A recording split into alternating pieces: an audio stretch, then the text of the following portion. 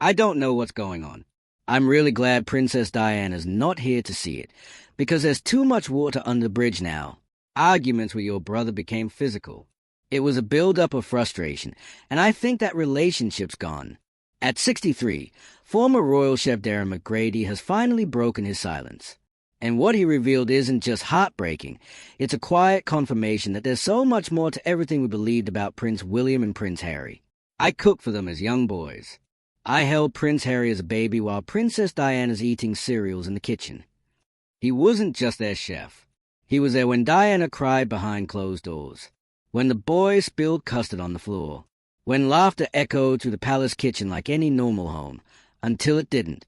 For decades, he held on to one belief, that the bond between William and Harry, built on bedtime snacks and flower fights, could withstand anything. But now, even he admits he was wrong. This isn't just another story about royal tension. It's about love lost in slow motion. About what happens when two brothers grow into two different worlds and stop looking back. And when the one man who saw it all finally says, "The rift is real." It's no longer gossip, it's grief. Darren McGrady was never meant to be part of royal history. He started in the palace kitchens like any other ambitious young chef, fresh-faced, humble, and determined to master the perfect roast pheasant. But in 1982, when he stepped into Buckingham Palace for the first time, he had no idea he was walking into a front-row seat to one of the most complex, heartbreaking royal relationships of the modern era. He never received medals or waved from balconies. He didn't brief the press or attend state dinners. He just cooked, quietly, consistently, and for 15 years, he was a man behind the meals that comforted queens, calmed princesses, and brought two young boys more joy than any protocol ever could. He was there through the highs and the heartbreaks, from preparing the Queen's beloved venison at Balmoral to watching Princess Diana's shoulders tense as another scandal broke. Darren was never in the headlines, but he was always in the room, close enough to sense the storm behind the smiles, close enough to see the things that never made it into the papers. But everything changed when he was assigned to Kensington Palace, to cook not for the monarch, but for a mother, and not just any mother, Diana. That's where he met the boys. William and Harry weren't princes in his kitchen. They were messy, loud, sweet, stubborn kids, licking spoons, knocking over flour jars, and asking if dessert could be served before dinner. Just this once. Darren didn't just feed them. He watched them grow, and whether he meant to or not, he remembered everything. He baked their birthday cakes. He kept their secrets. And over time, he stopped seeing them as heirs to a throne and started seeing them as brothers, not just by blood, but by bond. But now, at 63, Darren McGrady has broken his silence. And the truth is carried all these years. It's not about a royal scandal. It's about a heartbreak he never saw coming. Because the boys he once called partners in crime, they're not even speaking anymore. And what Darren saw in those palace kitchens might explain why. You know, there's something sacred about kitchens that isn't talked about enough. While the state kitchens at Buckingham Palace, with their 40-odd staff and military precision, are awesome and revered, it was a smaller, cozier kitchen at Kensington Palace, which raised William and Harry, that really stood out for Darren. This was where he got to know the real princes. Not the portraits, not the polished airs, but the muddy-shoed, sugar-hyper, pajama-clad kids who called him Daz and begged to help stir the custard, even though they always spilled half of it. Prince William, ever the quiet thinker, would tiptoe in and ask if a second serving of TLE tart was possible without their strict nanny noticing. Harry, already halfway into the pantry, never waits for an answer. That was their rhythm. William planned. Harry pounced. They were chaotic and so charming, all at once. Some of their favorites were homemade mac and cheese and banana desserts. But there was one dish Darren remembered fondly, Queen of Puddings, a soft, custardy dessert topped with jam and meringue. William and Harry lit up every time it was served. Even Diana, who was famously conscious of healthy eating, would sneak a spoonful when no one was looking. And the Queen herself enjoyed it, too. For a fleeting moment, a shared love for a sweet dish made royalty feel human. But Diana wanted more than sweet treats. She wanted normalcy. She let the boys eat in front of the TV on weekends. She rolled her eyes when staff pushed for steamed vegetables and low-fat options. One time, when McGrady offered to make gourmet burgers at the palace, she turned him down and said, No, let them have McDonald's for the Happy Meal toys. That's the whole point. And that, indeed, was the whole point. Inside that warm little kitchen, Diana created a world where William and Harry weren't just princes, they were brothers, where dinner was about laughter, not lineage, where they could pretend, for just a few hours, that there wasn't a crown hanging over one of their heads and an impossible question weighing on the other's heart. But even in that joy, Darren noticed something most people missed, the little cracks. Even though they weren't loud at the time, there was no denying their existence. The thing is, William was always measured, even as a child. He was the kind of boy who thought before he spoke, who picked up on tension before anyone said a word. There was a gravity to him, even when he was 6. Harry, on the other hand, was sunshine with sharp corners, impulsive, affectionate, and fiercely sensitive. He lived out loud, felt everything too deeply, and wore his heart like a badge he didn't yet know how to protect. In the early years, it was charming, complimentary, even. William grounded Harry. Harry made William laugh. But the world outside the palace gates had already decided who they were meant to be. William was the heir, Harry the spare. And no matter how hard Diana tried to blur those lines, Darren could see how they were being drawn, bit by bit, silently and with unspoken weight. William had a sense of purpose. Even back then, he knew where he was going, what he would become. It wasn't arrogance. It was inevitability. But Harry once asked Darren in the middle of breakfast over a slice of buttered toast, "Will I ever be king too?" It was an innocent question, one any child might ask. But it wasn't the words that stuck with Darren. It was the look that came with it, the uncertainty, the quiet ache of someone trying to figure out where they fit in a world that only made room for one. The pressure on the princes grew with age. William started joining his father on official duties. He had briefings, public appearances, expectations. Meanwhile, Harry sat in the shadows of the same rooms, watching it all happen, knowing none of it was for him. Darren remembered hearing him blurt out once, "Why don't they ever ask me stuff?" After overhearing staff discussing William's next event, William shrugged it off, but Darren didn't forget it. Still, they were boys. They fought. They made up. They teased and tackled and forgave faster than adults ever could. And back then, the love between them was real, messy, loud, and unconditional. McGrady believed it could outlast anything. But time doesn't just stretch bonds, it tests them. And when Diana was gone, what was left between them had to stand on its own. When Princess Diana died, the world saw two brothers walking side by side behind her coffin, shoulder to shoulder, face to face with heartbreak. For many, that moment sealed an image that would last for decades. William and Harry, bonded for life by the pain of losing their mother. But Darren McGrady knew better. He knew that what looked like unity wasn't always strength. Sometimes it was survival. In the months that followed Diana's death, the palace became colder, not in temperature, but in spirit.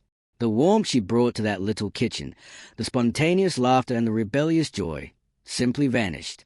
Everything that made Kensington Palace feel like a home had been replaced by protocol and silence.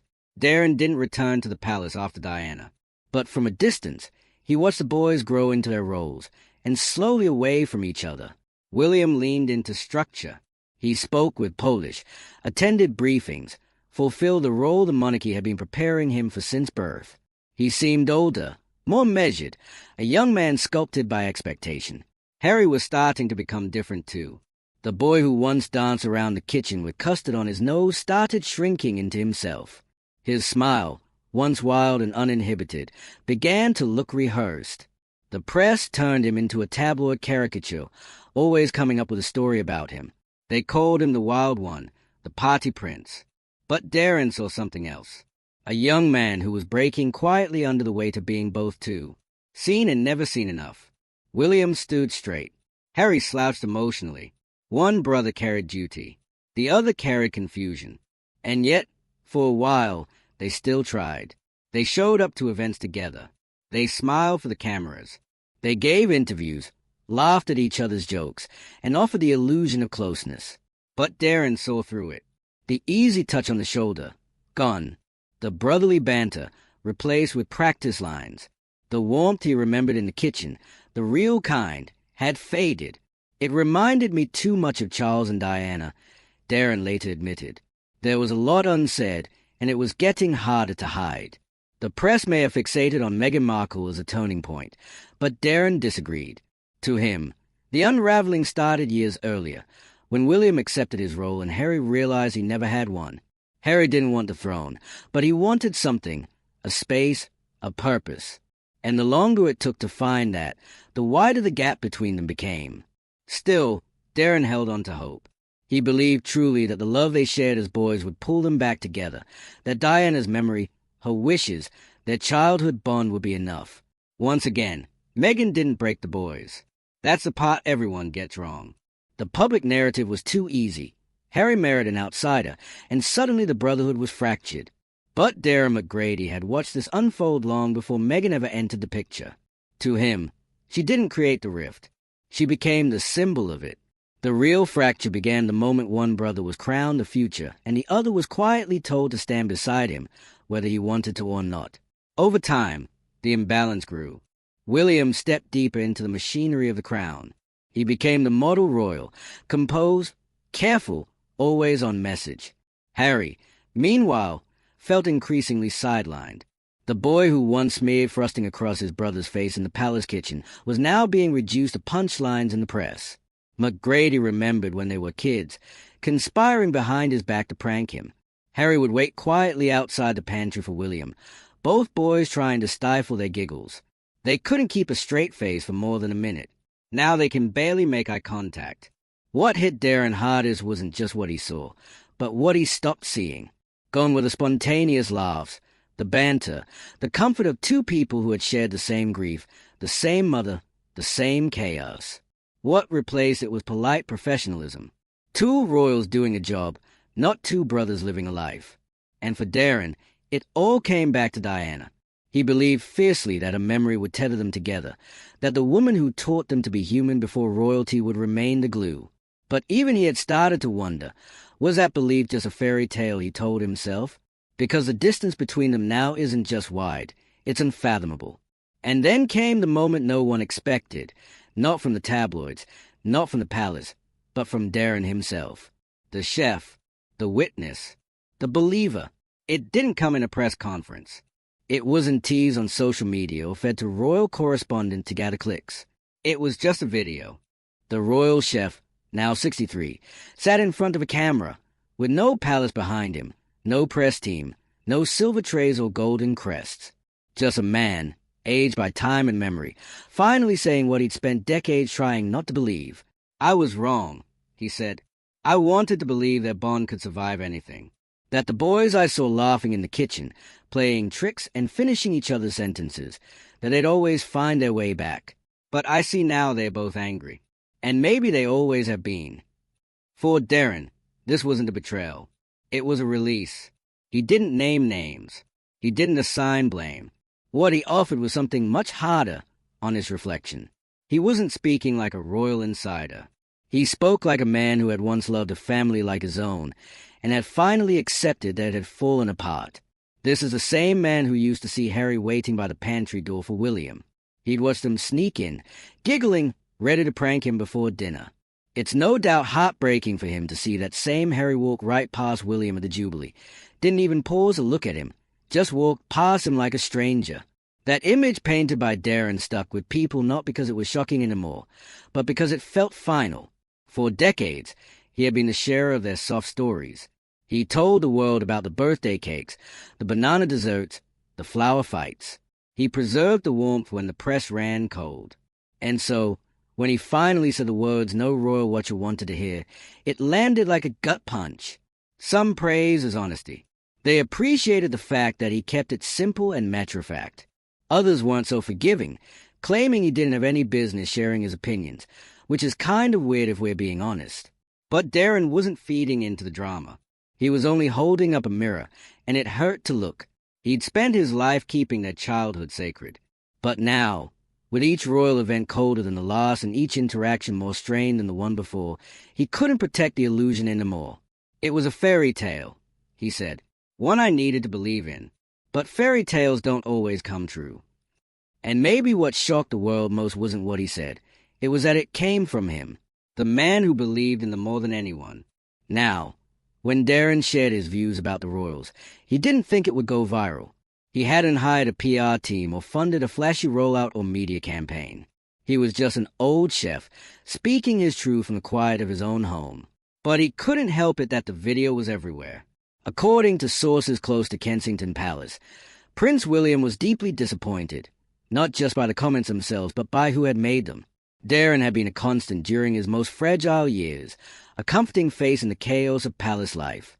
To hear that same man publicly mourn the loss of William's relationship with his brother felt like betrayal. A royal aide reportedly said, "It's not what he said, it's that he said it at all." On Harry's side, the response was just as raw. Though now far removed from royal protocol, Harry remains fiercely protective of anything tied to his mother. And Darren wasn't just a former employee. He was part of Diana's world, someone Harry likely assumed would always guard those memories with quiet loyalty. An anonymous friend of the Duke said he's not angry at what Darren said. He's hurt that he chose to say it now, when things are already so fractured. But others saw something different. They felt it was necessary. Darren had pulled back the curtain, and what he revealed wasn't a scandal. It was grief, not just his own, but the public's. A collective mourning for something we all thought would last forever. Because if even the man who stood in Diana's kitchen can no longer see a path back, what hope is there for anyone else?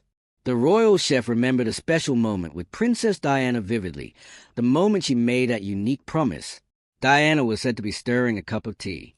The boys were off somewhere, probably building forts out of sofa cushions or sneaking cookies.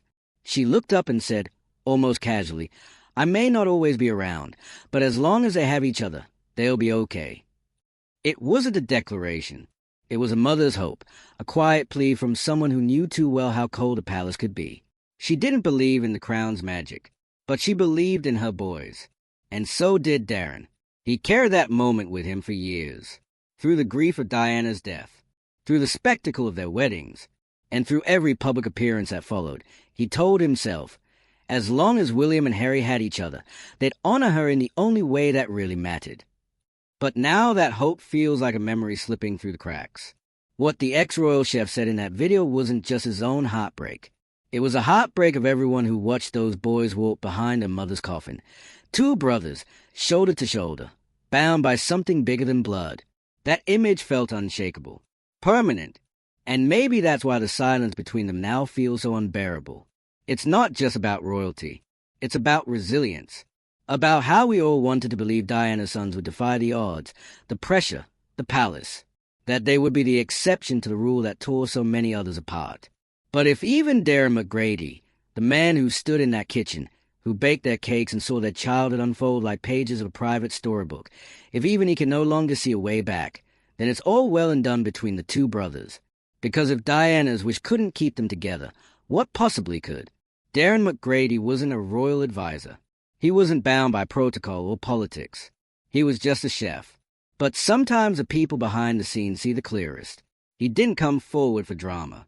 He came forward because silence, like the kind now separating William and Harry, doesn't heal anything. It only deepens a wound. For the world, the story of William and Harry has always been larger than life. But for Darren, it was two boys in pajamas, giggling in a kitchen that once felt like the safest place on earth. So now we ask the question, can they come back from this? Can Diana's wish still come true? Or has the distance grown too wide to cross? Let us know what you think. Do you believe in a royal reconciliation? Or has Darren simply said what no one else wanted to admit? Hit subscribe for more intimate stories from behind the palace gates and leave a comment below. There's no doubt that sometimes the quietest truths are the ones we need to hear the most.